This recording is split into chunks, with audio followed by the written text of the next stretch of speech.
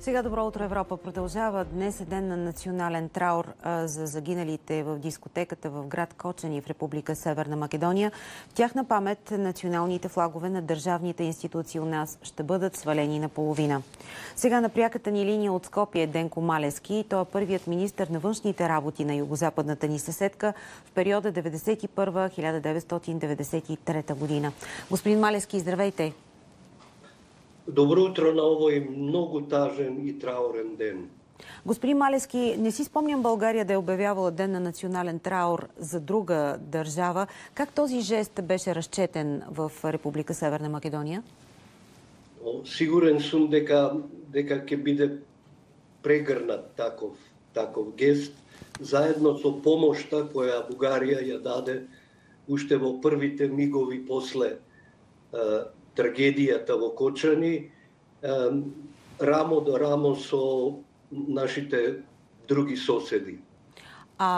Всъщност само болката, само трагедията, само подобни трагедии ли могат да ни обединяват? Много е тъжно, че в тази трагедия се обединихме, а по принцип, например, чуваме какво говорят политиците, особено в Република Северна Македония.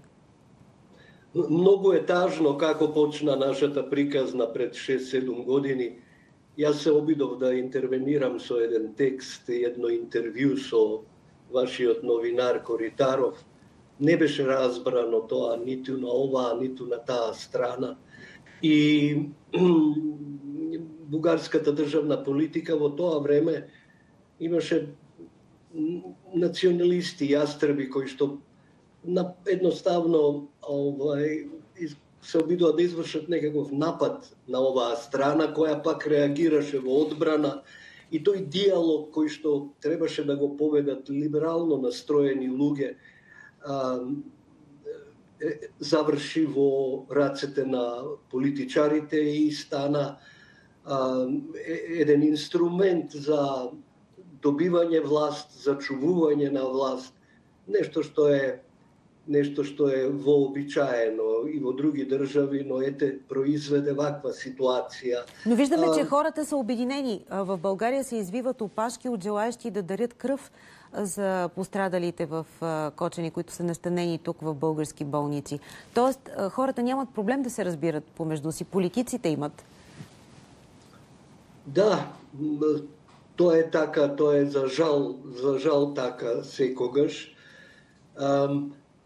Ние немаме искуство во овие сложени демократски услови како да функционираме. Надворешната политика исто така ја формулираат партиите и до каков договор тие меѓу себе ќе дојдат. Ниедна партија не сака да биде непопуларна. Национализмот на Балканот е уште роба која добро се продава на политичкиот пазар и тие бранови на национализам едноставно ги запираат овие вистински процеси на помирување и заедништво меѓу Македонија и Бугария. Но така или иначе, тук на Балканите, господин Малески, виждаме, че корупцията господства. Причината за тази огромна трагедия в Република Северна Македония е именно това, че някой прави бизнес без да спазва правилата и по този начин рискува живота на стотици. Кой трябва да понесе сега отговорност за тази трагедия? Смятате ли, че виновниците ще бъдат наказани адекватно? Ние како нови демократи ја немаме таа потребна инфраструктура за една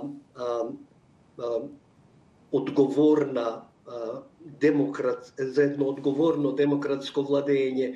Некни во еден свој текст го цитирав Бенџамин Франклин, кој што напишал дека демократија е гласање на два волка и едно јагне за тоа што ќе имаат за вечера. А слобода е јагнето да има инструменти да ја оспори одлуката. Сега, во таа слобода се подразбира отчетност на власта, транспарентност, битка против корупцијата и сите тие работи кои не се популарни за политичарите. Тие повеќе би сакаат да бидат оние волците кои што одлучуваат што ќе има за вечера.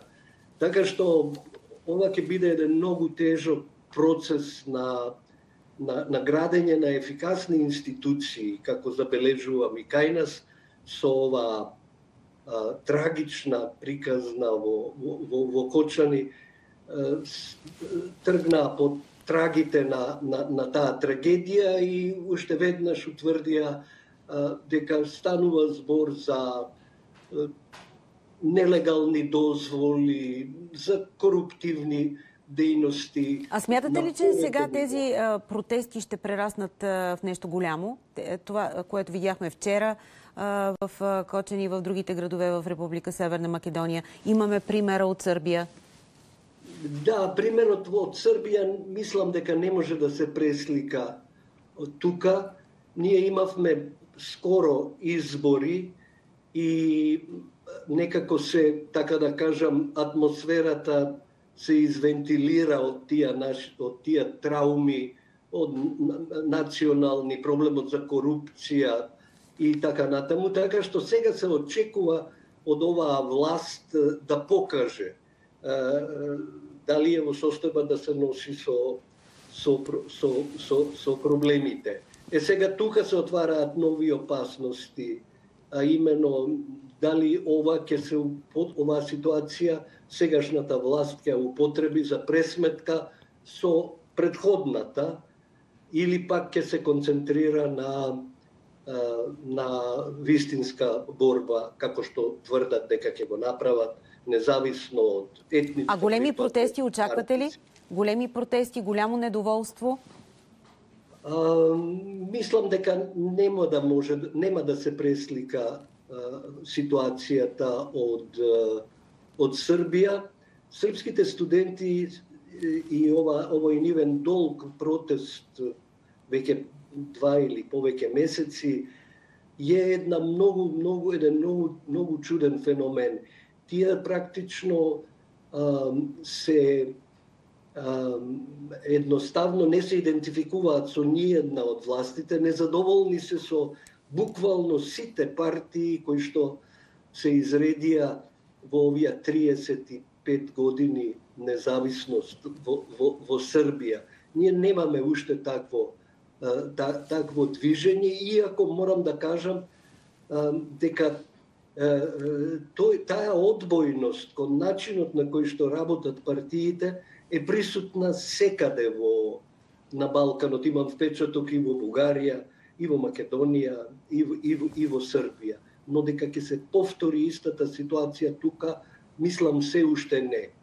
Много ви благодаря за този анализ. Денко Малевски, първият министър на външните работи на Република Северна Македония, периода 91-93 година. Благодаря ви.